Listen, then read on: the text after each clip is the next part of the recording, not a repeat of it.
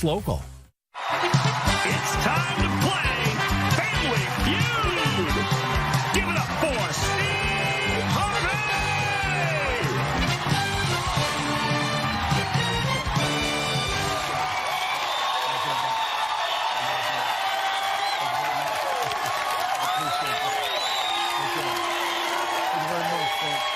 I appreciate that. Yes, sir. Thank y'all. Yeah, dude, I appreciate it, folks. Thank y'all. Well, welcome to Family Feud, everybody. I'm your man, Steve Harvey. And we got a good one for you today. They're back from Tarboro, North Carolina. It's the Herring family. We're following breaking news. Reported gunshots on the south side and a massive police response. What we're learning at this hour. Thank you for joining us. I'm Scott Schneider. I'm Dawn Hasbrook. Our Leslie Moreno is live with breaking details. What are you seeing there, Leslie? Hey guys, good evening. Yeah, we just confirmed with the Chicago Fire Department here in the last 5 minutes or so that 3 victims are at the firehouse. So at least 3 gunshot victims that we know of. Part of the scene is right here at this BP gas station here. This is near 67th and Stony Island. You can see both the yellow and red crime tape up here behind me at this time. It's unclear what exactly happened or how everything unfolded, but it does appear as though the focus of this investigation right now is towards the back end of the gas station back there near the outdoor trash. That's where we've seen police and detectives combing through the area there. We did, I will tell you, get a chance to speak to a couple residents who were walking nearby here, who live nearby. They reported hearing what they say sounded like several gunshots. They also tell us they saw what they believe to be suspects who allegedly ran away on foot, and there was some sort of police pursuit. Again, this is according to residents and witnesses who are out here. Police are out here again combing through the scene. We have seen them talking to witnesses here, gathering evidence, again really focusing on the back end of that gas station. I will say, since we got here about an hour ago, we have seen the police presence continues to grow here. We did reach out to the Chicago Police Department. We are waiting to see if they can confirm any of this information. We're waiting to see if they can give us an update on those 3 victims. Of course, as soon as they're able to provide more details, we'll have that for you both on air and online. We'll toss it back to you guys in the studio. All right, Leslie, thank you. And breaking news tonight, a new development in the fight to keep the Bears in Illinois. Just a few hours ago, State Representative Cam Buckner filed an amendment to the Illinois Employment First Act. It outlines more tax breaks for the team should they choose to build their new stadium in the state. At 10 a.m. tomorrow, the Illinois Revenue and Finance Committee is meeting to talk about the mega project bill, which could apply to other new developments and not just the stadium. We'll be bringing you updates throughout the day as Indiana state senators meet to vote on their stadium bill. Let's take you outside because it's cold out there, beautiful nonetheless. We are, though, waiting for a warm-up that's going to make us feel a lot more like it's May rather than February. Chief Meteorologist Emily Wall standing by with her first check of the forecast. That's right. We're tracking temperatures near 60 degrees for your highs by Friday. But before we can get there, we still have the cold air in place, and we're actually tracking a little bit of snow that's going to be heading toward the area later on tonight. Now, this is not going to be a big weather maker for us, but for those of you especially near and south of I-80, you're going to be seeing some scattered light snow moving through during the overnight, and all of it's going to clear out before tomorrow morning. I'm really not expecting impacts to your Thursday morning commute either. Your temperatures right now, many of us are sitting in the upper 20s to low 30s, but we're already down to 21 degrees in Aurora. It's 30 at O'Hare, 28 in Gary, same thing in Merrillville, down to 23 degrees currently in Waukegan, so it's also a cool spot. The forecast low temperatures for tonight, we're dropping down to the low to mid 20s, which by the way is very seasonable for this time of the year. Your outdoor forecast for tomorrow looking good. We're going to be seeing lots of sunshine when we wake up on Thursday. Skies become partly cloudy. By 10, we should be in the low 30s, but eventually highs are in the 40s. And again, we have that 60 possible on Friday. Details in your full forecast coming up. A woman from Maywood now charged with the deadly carjacking of an Uber Eats driver. She's been ordered by a judge to remain in jail. Casey Cronez has the latest details revealed in court. Prosecutors are sharing that the delivery driver was dropping off an order for a doctor at Loretto Hospital when that woman, who is now behind bars, allegedly stole his van and ran him over. What started as a routine delivery ended in a deadly carjacking. Court documents reveal it was the doctor who'd placed an order through Uber Eats who found 28-year-old Daniel Figueroa lying in the street outside the hospital and called 911. Sadly, Figueroa, who lives in the western suburbs, did not survive. Hours later on Monday, police arrested 33-year-old Montoya Perry in Maywood after tracking Figueroa's stolen van using license plate reader technology. Perry is now charged with first-degree murder and carjacking, and she has a long rap sheet with 8 prior felony convictions, including aggravated battery, burglary, and forgery. At the time of Figueroa's killing, Perry was on pretrial release in another incident earlier this month for allegedly resisting and obstructing police. Emotions were running high at the courthouse during Perry's detention hearing. At one point, an argument broke out between the two families in the hallway. After the hearing, Figueroa's mom shared her grief. I just don't want this to happen to anybody else's family. He's 28 years old. I'm not going to let his name go in vain, and I love you, Daniel, wherever you're at. I just pray with the help of the justice system and everyone involved that Daniel gets justice. Perry has another hearing in this case scheduled in mid-March. Reporting from the Layton Criminal Courthouse, Casey Cronus, Fox Chicago. A local mother of 4 says that her family right now is separated. Her husband's visa was denied, and that's left him stuck in Mexico. She says the immigration attorney they hired failed to properly prepare his case. She's now left with 4 children, including a newborn. Leslie Moreno had the story from earlier today. I never thought that I was gonna be put in this situation. Ureli Cruz, a mother of 4, says her family has been torn apart. I can't afford rent and car payments and other expenses that I have. She says her husband, Miguel Franco, is stranded in Mexico because of a mistake their attorney made. I just couldn't believe that all she could say is sorry, and that he was stuck in a really bad situation. The family traveled to Mexico last month for a visa appointment, part of the process to get legal status in the U.S. During that appointment, his visa was denied. According to the family, it's because he didn't have an unlawful presence waiver, one of the key documents required. And they question why their dad's not able to come back with them. The couple says they hired attorney Sarah Dady with Dady Law Group LLC to guide them through the process and trusted that everything had been properly filed. All I can think about is our kids.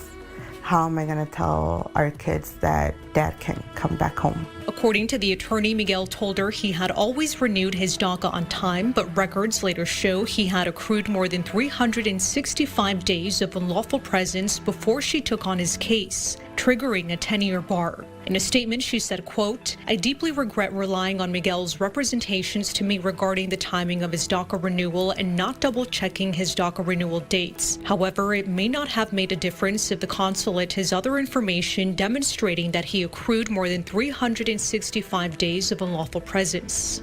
Just hope that God just holds us together. In the meantime, Ureli is left caring for their 4 children on her own. She recently gave birth and has been dealing with postpartum recovery. I just really hope that he's okay. And I really miss him a lot. Well, you could say Paris saved the best for last. The candidates for the 9th Congressional District in Illinois squaring off in our debate series tonight. Hear their message to voters.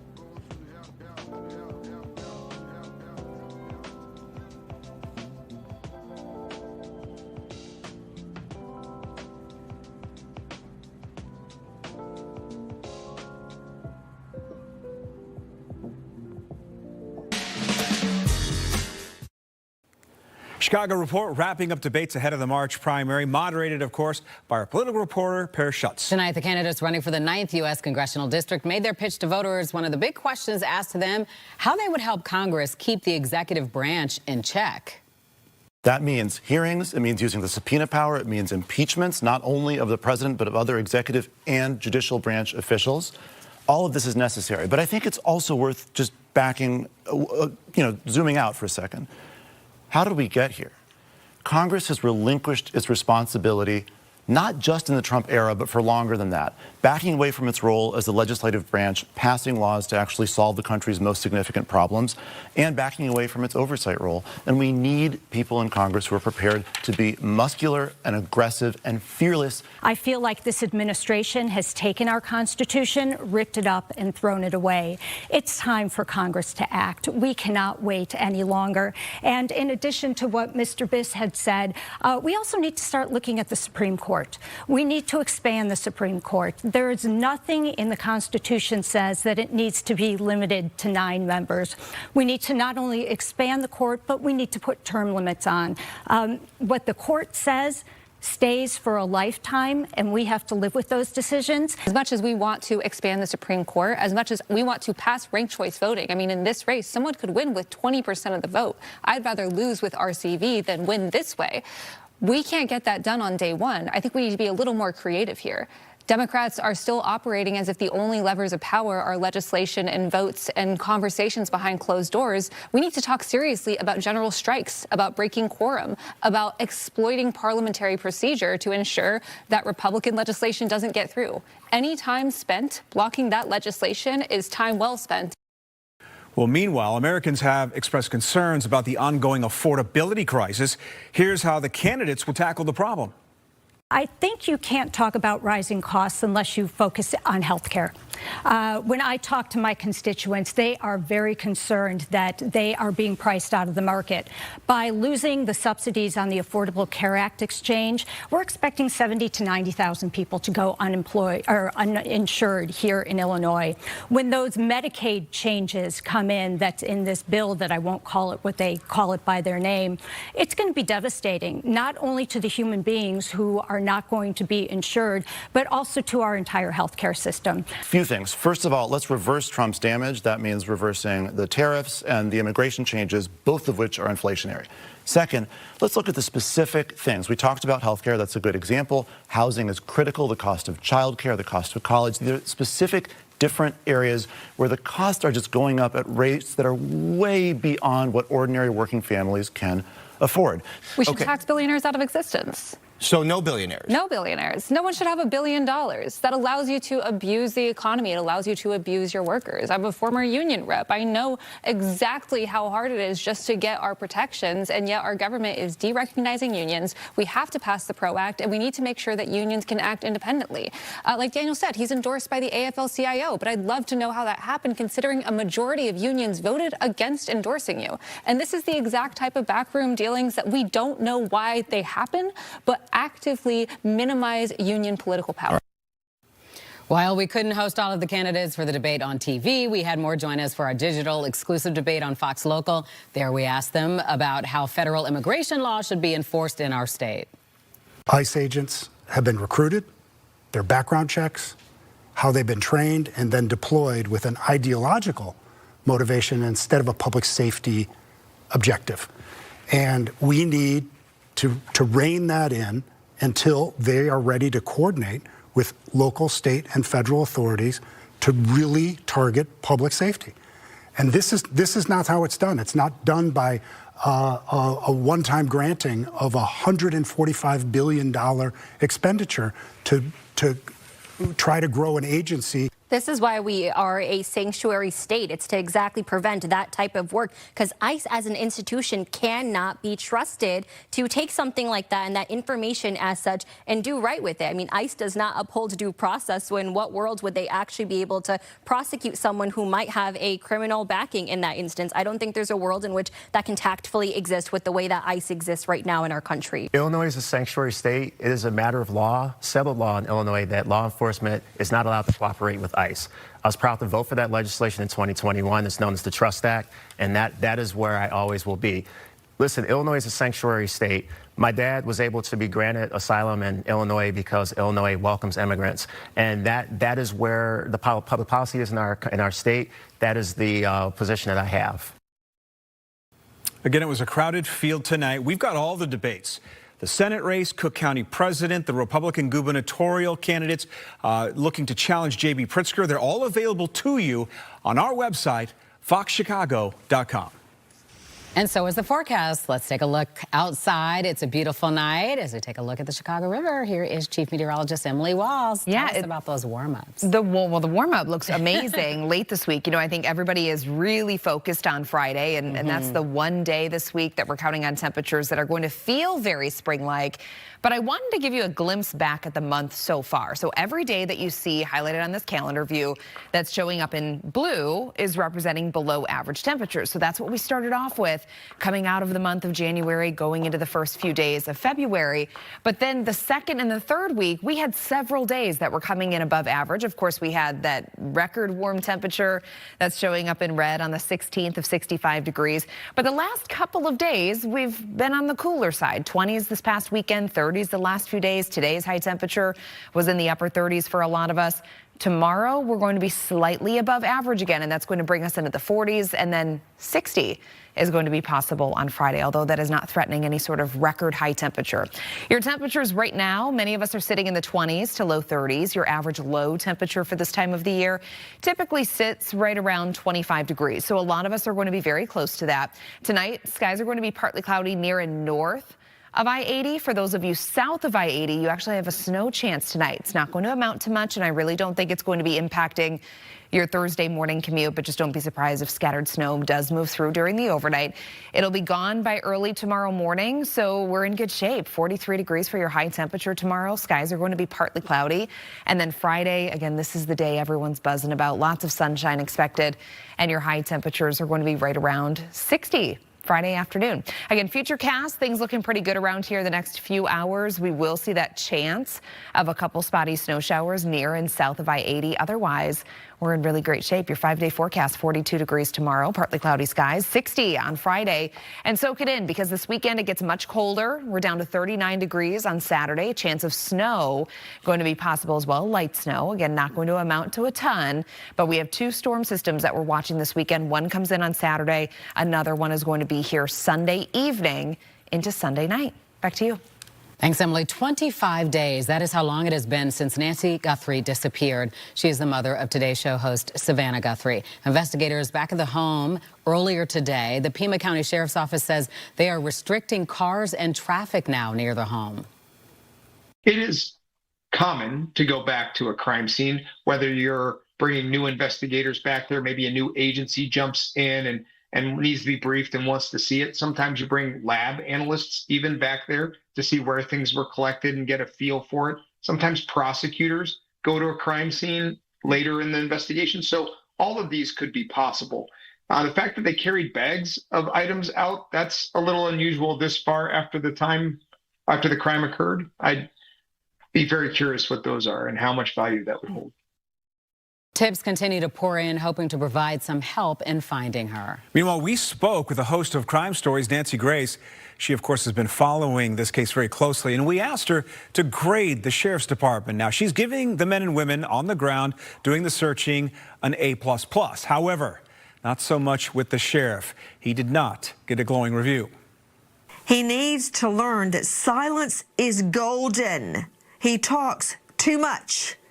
There was a golden rule when I was prosecuting in inner city Atlanta: do not speak to the press. There's a reason for that. He has made one mistake after the next. Just shut your pipe. Meanwhile, the Guthrie family now offering a $1 million reward for information that leads to her recovery.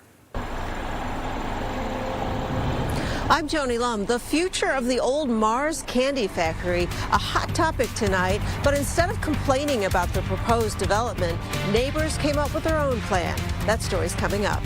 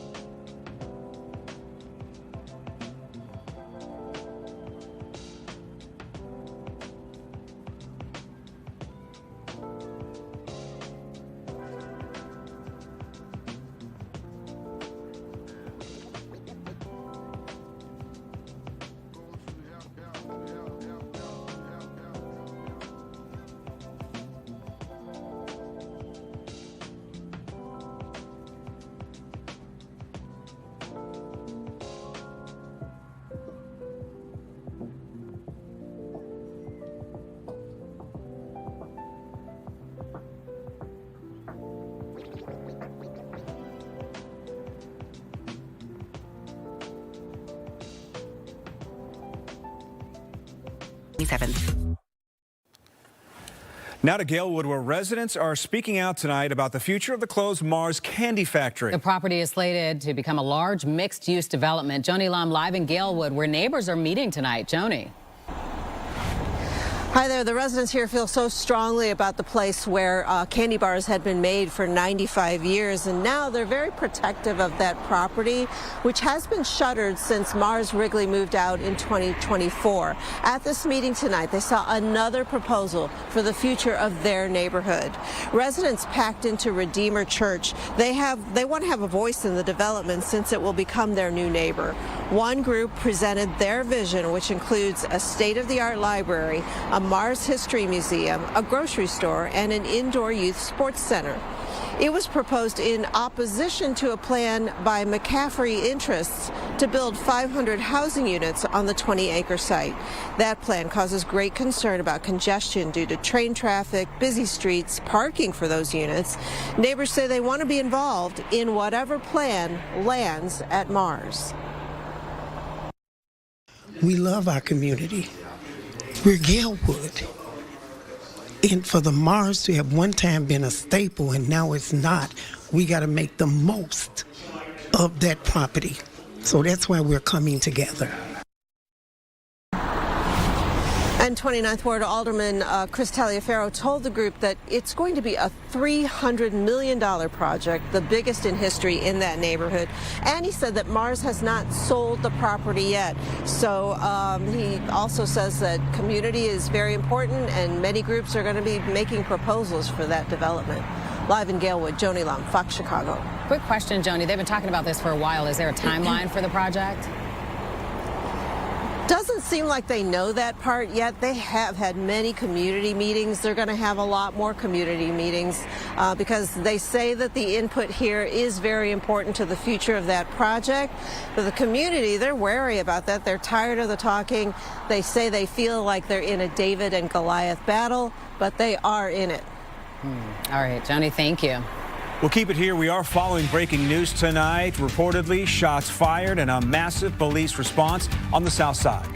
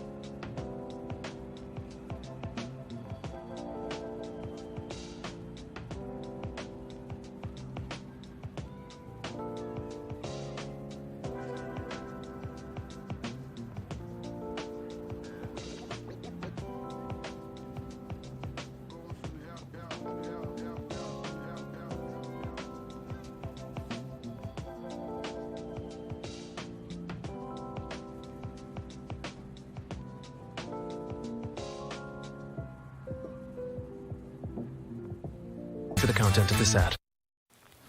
We continue to follow breaking news tonight. Reported gunshots fired on the south side, and there is a massive police response. Leslie Moreno following the breaking details. How many victims are there that you've now learned about, Leslie?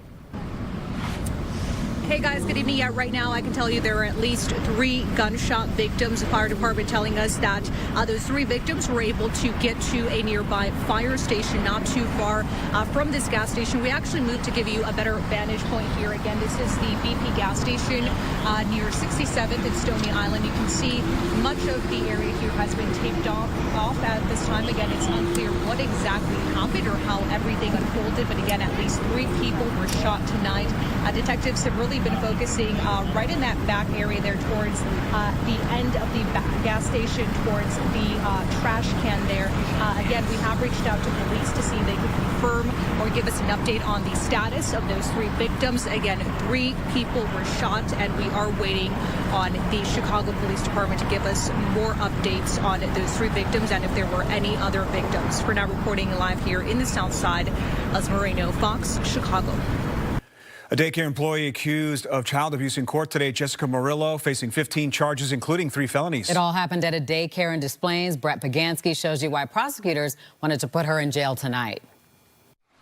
Jessica Murillo appeared in court Wednesday, accused of causing physical harm to 2 kids, both 4 years old at the time, inside of a Mother's Touch Learning Academy in Des Plaines. Police reports outline 3 alleged incidents, all caught on surveillance video from November 5th, 6th, and 18th.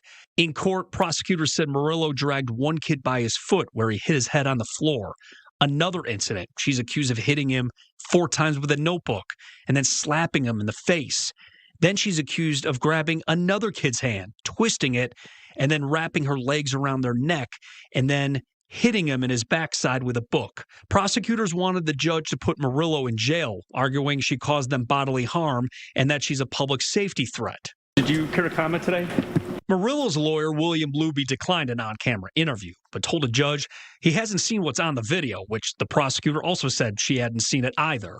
Luby said there were no complaints against his client prior to the investigation and argued the allegations that Murillo caused bodily harm are based on interpretation and that there's no evidence to show those injuries. We reached out to a Mother's Touch Learning Academy for comment. On Wednesday afternoon, someone from the daycare said they would send us a statement.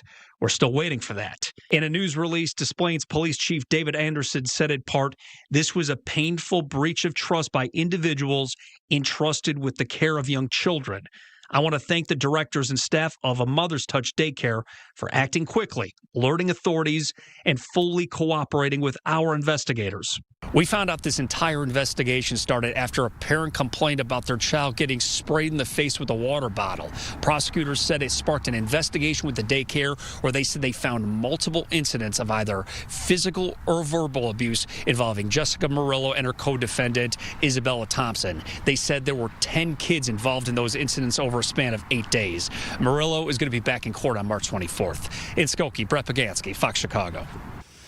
Well, this cold weather has been lingering and lingering, but there is joy for us at the end of the week, at least for one day. Let's check back in with Emily. That's right. It's going to be a one-day special for us on Friday. We'll have highs right around 60 degrees, but before we can get there, we have to talk about some snow. We have snow that's approaching the area now, but it's really only going to be impacting locations like LaSalle County, Kendall, Grundy, Kankakee, and then down into the far southern extent of Newton, Jasper counties. And it's not going to amount to much either. So it's running into some dry air. A lot of what you're seeing here on the radar is going to be falling apart. So just scattered snow showers for most areas. And it's all going to be out of here before daybreak tomorrow. So tomorrow, things look good. Skies are going to be partly cloudy. We'll have a high temperature of 42. Again, that 60 is coming our way on Friday. But by Saturday, we're talking snow again. And highs are going to be in the upper 30s. Back to you. Thanks, Emily. Family and friends of civil rights icon Reverend Jesse Jackson began to say their final farewells. Services for him begin tomorrow. His family has invited 5 presidents, including Donald Trump. Security is preparing for whoever comes. And he will lie in repose tomorrow and Friday at Rainbow Push on East 50th. Doors open at 10 a.m. both days. Jackson passed February 17th at the age of 84 after years of declining health. The family also invited Presidents Obama, Biden, Clinton, and George W. Bush to services here in Washington and South Carolina. No one has yet confirmed. There is a public celebration March 6th at the House of Hope and then private services March 7th. Well, it took 89 days, 89, for authorities to take the registered owner of a car involved in a deadly crash into custody. Tonight, though, there is a troubling twist. Fox Chicago's Tia Ewing explains. This time, investigators say the car that sparked a fiery crash was registered to Miguel Angel Navarrete Palacios, an Ecuadorian who is now in ICE custody. The question the family is asking, will justice be served or will this case disappear across the border? I want him in the county jail, no walking around free, doing what he want to do. I have to talk to my baby in the urn while you out here walking and doing what you want to do. And my son's supposed to be going in and out the house, having fun, going to work, living. He would have been 24 next month. Now, Stephanie Hartley is remembering her son, Prince Sullivan. He and his childhood friend, Deanna Kulovitz, a 911 dispatcher, were killed in a violent early morning crash on November 23, 2025, along the 3900 block of South Lakeshore Drive. The police report shows a Kia Forte registered to Miguel Angel Navarrete Palacios was speeding and ran a stop sign before slamming into Sullivan's stalled Chevy Malibu, which had its hazard lights on. Police confirmed Navarrete Palacios is the registered owner of the Kia, but he told officers he wasn't driving the car. Instead, he claims he was a passenger and that the driver was someone he had just met. That driver died, never giving his account of exactly what happened. Nearly 3 months passed before Navarrete Palacios was taken into custody. Now with him in ICE detention, Hartley fears the criminal investigation could take a back seat to immigration proceedings. It's a long time and still no justice, still no detective phone call, still no answers. There was still no help. I was just still sitting there like I was a detective investigating on my own, like calling, seeking, getting any type of help I could from outside because the detective that was on my case, Detective Wilson, is no help. Now, State Representative Patrick Sheehan, a Republican in the 37th district, did hear about our story, and this is a statement, just some of what he had to say. Illinois Democrats rewarded illegal immigrants in Illinois while washing their hands of the tragic consequences for law-abiding crime victims and their families. Now, of course, we reached out to Governor J.B. Pritzker for comment, and we have not heard back. We also contacted ICE to ask why Miguel Angel Navarrete Palacios is being held. No response so far. And the Chicago Police Department confirms there are currently no charges pending against him. This is one of those stories, though, that we will stay on top of. Tia Ewing, Fox Chicago. Good news for Panera fans. They're rolling out several new deals for customers. What they're cooking up next. Fox.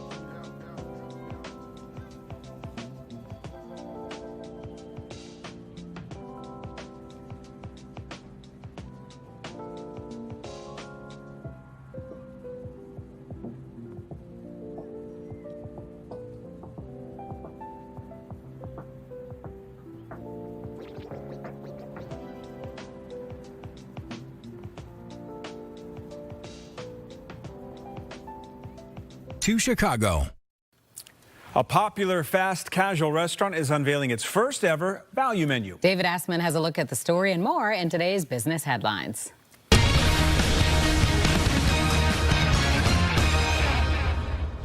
Markets finished higher for your Wednesday. All three major indices green across the board. The Nasdaq was the best performer of the day, closing more than 1% higher. Well, Discord says it will postpone its global age verification rollout. The news coming after the popular online communication platform for gamers received backlash from users about their privacy concerns.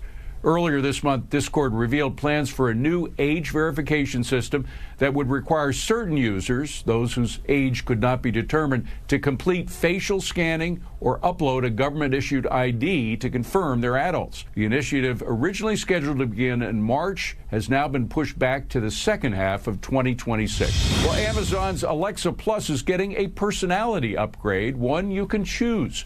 The retail giant announced new Alexa Plus personality styles, allowing users to customize how the voice assistant responds to questions and requests. There are three options to choose from: brief, chill, and sweet. Amazon says Alexa Plus still delivers all the same capabilities customers rely on, now with a communication style tailored to fit your mood. And Panera Bread is rolling out new mix and match deals in a bid to win back price-conscious diners. Consumers can now combine up to 10 guest favorites, including soups, salads, sandwiches, and a rotating seasonal item throughout the year, just for $4.99 each. Every order also comes with a free side with a choice of a baguette, chips, or an apple. It marks the first time the chain restaurant has offered a dedicated value menu. That's business. I'm David Assman. I honestly love the fact that I came up from the bottom. You see how the sausage is made in a lot of ways. That's the new Bears assistant GM sharing his journey to the front office, how he hopes to build the team into winners.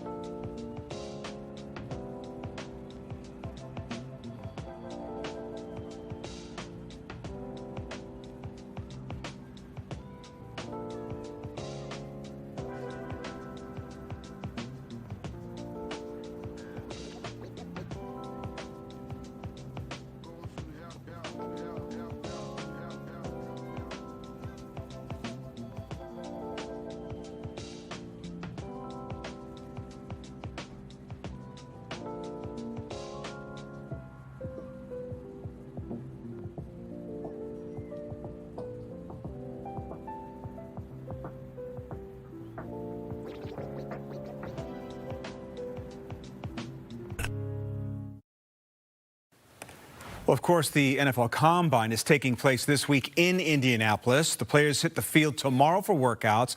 This week, really, though, is more about speed and strength. It's a week filled with whispers and rumors as rosters begin to take shape. Cassie Carlson is down there for us all week long. She caught up with the new assistant GM, Jeff King, about his journey to the front office. Jeff King, congratulations on the promotion. It's not a new place for you, though, which is the really cool part of this story. What does it mean to be in Chicago for 12 years now and to be assistant general manager? Yeah, it's been a cool journey. I honestly love the fact that I came up from the bottom. You know, you see how the sausage is made in a lot of ways. And then now to be in the position that I'm in to help the team build a consistent winner is super gratifying, but I'm super lucky to be in one place for 12 years. I remember talking to someone who used to work, he was a scout for the Bears previously, and he said, you know, you don't really see it that often where a former player comes in and is willing to intern, to pick up scouts from the airport and drive them to the practice facility. Like, what drove you in those early days to want to make that transition and do that? Yeah, I think part of it is you know that stigma is there of being a former player, but too, like, I knew, like, I didn't want to skip any steps. Like, you go into any business line of work, like, you know you're gonna have to pay your dues, you know there's things that you need to learn. And that's just kind of how I approached it. You know, it's the same way as I was a player. You can't gloss over the fundamentals. So, you know, I just jumped 2 feet in, and, you know, Liz was teasing, like, you know, making $150 a week as an intern. And, but, you know, I learned a lot. It's definitely been a process of, you know, letting guys know that, like, hey, like, you can do this. Even the other former players, you know, to get their foot in the door, to pay the price, and then you can get your feet wet and show what you really know as a player. You were the guy who scouted Tyson Bagent. What's it like now to get calls about people wanting Tyson Bagent and the arc that he's had? You know, you hear about it. It's cliche. Like, you talk about the football character. Like, Tyson's football character is, like, unbelievable. You guys work with him, you know, like, smart, tough, great teammate. And then, you know, the football stuff just comes natural to him. He's played, you know, quarterback his whole life, state championship in high school, super successful in college, Harlan Hill winner. So that part was kind of easy, but the person is what's, like, special about Tyson, and, you know, he's going to do great things. Well, Cassie's conversation continues on Chicago Sports Tonight. She'll have more from the NFL Scouting Combine. You can also watch all of our extended interviews. You'll find them on our YouTube page. Herb Howard from the Bigs Media joining us to talk DJ Moore, that and more, tonight at 10 on Fox Chicago. And let's take a live look outside at the Bean. No one's out there. I wonder why. One's Is it because it's chilly? It is chilly, but a couple. You know, I mean, I feel like there's always people out there. There's just a couple tonight. I'm kind of surprised. It's actually a pretty pleasant night out there so far. Yes, it's cold. We have temperatures for a lot of us that are beginning to drop into the 20s. Some of us still holding on to 30s. Previously today, we topped out in the mid to upper 30s, which, by the way, just a couple of degrees shy of what's considered to be average. Your average high temperatures now sit right around 40 degrees. And we did tag 40 in places like Gary, Kankakee, same thing in Joliet, where we hit 41 degrees. 35 was the high in Waukegan, 38 degrees at O'Hare, same thing at Midway, as well as the Chicago lakefront. 5-day forecast. Temperatures tomorrow, we're going to be in the lower 40s, so a little bit warmer than where we were today. And then looking ahead to Friday, I know you're already looking at it, probably making your plans. 60 degrees is going to be your high temperature on Friday. Lots of sunshine to come along with that as well, but really try to take advantage of it, because over the weekend, we have much colder air that's going to be arriving on the backside of a pretty strong cold front that's going to be coming through Friday evening and Friday night. And that cold front's also going to be bringing in at least the chance of some snow for us on Saturday. It doesn't look like a major impactful system for us on Saturday, but it's still going to be something to watch. Some parts of the Chicagoland area going to be dealing with some light snow over the weekend. We have two systems that we're actually watching pretty closely. One's going to come through on Saturday. Another one is probably going to be here Sunday night, but it should clear out in time. There we go. Going into your Monday morning. Satellite and radar. Things are quiet for most of us right now, but notice that snow off to our west. That's diving to the south and the east, so it will be clipping portions of the area. For those of you that are near and south of I-80, you're looking at some light snow coming through for just a couple of hours, but it's not really going to be impacting your morning commute all that much. I think by tomorrow morning, we should be in pretty good shape. We'll have dry skies. In fact, a lot of us waking up to nice sunny conditions tomorrow morning. Temperatures are going to be in the 20s when we wake up, warming into the lower 40s. We're going to have those south-southwesterly winds developing again. It's not going to be too gusty tomorrow, but we really ramp up those winds going into your Friday. So we have the warmth on Friday, but it's also going to get pretty gusty. We'll have lots of sunshine to start off the day on Friday, and then skies are very briefly going to become partly cloudy during the afternoon. And then by the evening, that's when we start to see that colder air beginning to build in. So if you have Friday night plans, be prepared for those temperatures to drop fairly quickly. For tonight, 23, we'll have wind chill temperatures in the teens. Your 7-day forecast tomorrow, partly cloudy, 42. We're at 60 degrees for your high on Friday, Saturday, and Sunday. We have those snow chances, but at this point, it doesn't look like anything major going into this upcoming weekend. I think the bigger weather story really is going to be from 60 degrees on Friday down to 30 for your high on Sunday, but then we will start to see another slow warming trend early next week. Let's get a check of your weather pick. Speaking of cold temperatures and a lot of snow, a record-breaking system, of course, impacted the East Coast a few days ago. And this is actually from one of our viewers named Karen, and her kids live in Providence, Rhode Island, where they picked up 37 inches of snow, which, if you do the math, is 3 feet. That's a lot. Sure is. And 1 inch. Yeah. Okay. Well, Brookfield Zoo Chicago celebrating some special birthdays this week. The African lions are turning 10. How their gifts actually help zookeepers study them. Do you like Hattie B's? If so, you're in luck. There's a grand opening in Wrigleyville. We're going to tell you how you can score some free merch.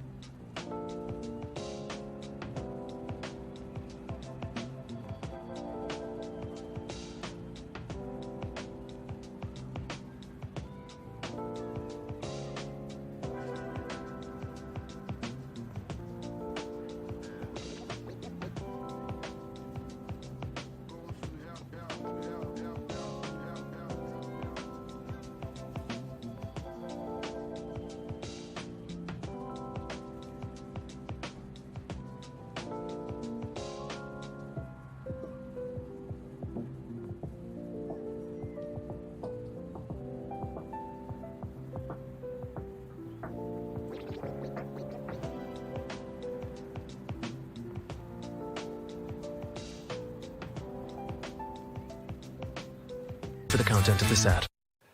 Time to check out what's trending right now. Hattie B's Hot Chicken is bringing the Nashville heat to the Windy City. Opening a spot in Wrigleyville, mañana. It's at Gallagher Way. It's the chain's first ever location in Illinois. The first 100 people Tomorrow, get a limited edition Wrigleyville tote bag filled with merch. Hattie B's launched in Nashville in 2012. Since then, they've expanded to 5 more states, and more locales are coming here to Chicagoland. Company plans to open 2 more restaurants next year, one in River North at 58 East Ontario, and then in Wicker Park. This is going to be at 1542 North Damon. So what do you guys think? I think we're all going to try it, right? Because none of us have had Hattie B's. No, Right. We need to go on a field trip. So they're giving another very popular chicken spot a run for their money because Raising Cane's, Raising Cane's is which is really good. Yeah, the kids like that one. I want to try something new. So field trip, let's go. Okay. All right, I'm down.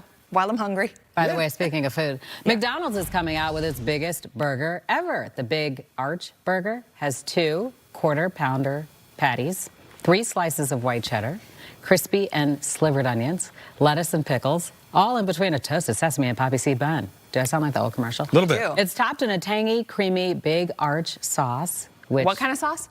Big Arch. Oh, okay. Is that correct? Yeah. Are you just trying to have me No, repeat it? you got it. McDonald's describes it as a perfect balance of mustard, pickle, and sweet tomato flavors, and it's out starting March 3rd. Get ready, though. That looks big. Almost 1,100 calories. Oh, no. Oh. What's the daily intake? 2,000, right? For a healthy. I don't even know. Yeah. I don't pay attention Well, enough. you know, just eat half the burger in the morning and half of it at, I mean, you're talking to a pregnant lady. I'm like, eat a burger in the morning. Yeah. Like, that makes sense. And that's what people do. That's what some of us do. All right. There is a pair of special birthdays at the Brookfield Zoo, Chicago, and we ain't lying. Oh, look at that. Look That what was you did. that was a Dawn line. Oh, yeah. Did you see that? I like the that. African lions, Brutus and Titus, just turned 10 yesterday. The zoo posted this video today showing the pair tearing open their gift, a cardboard puzzle feeder filled with food in the shape of a slice of a cake. Nice. Slice of cake. There you go. Yeah. We understood. I'm glad. Following along, everybody. By hiding their food, the lions put their problem-solving skills to the test. They look Lions good are for so 10. cool. Yeah, they For look good. anybody who has cats, it's amazing to see big cats because the mannerisms are just exactly the same. Well, it looks like they're having a roaring good time. She does it again. And with everybody. that, we'll be back with one final check of the forecast from Emily. Stay tuned.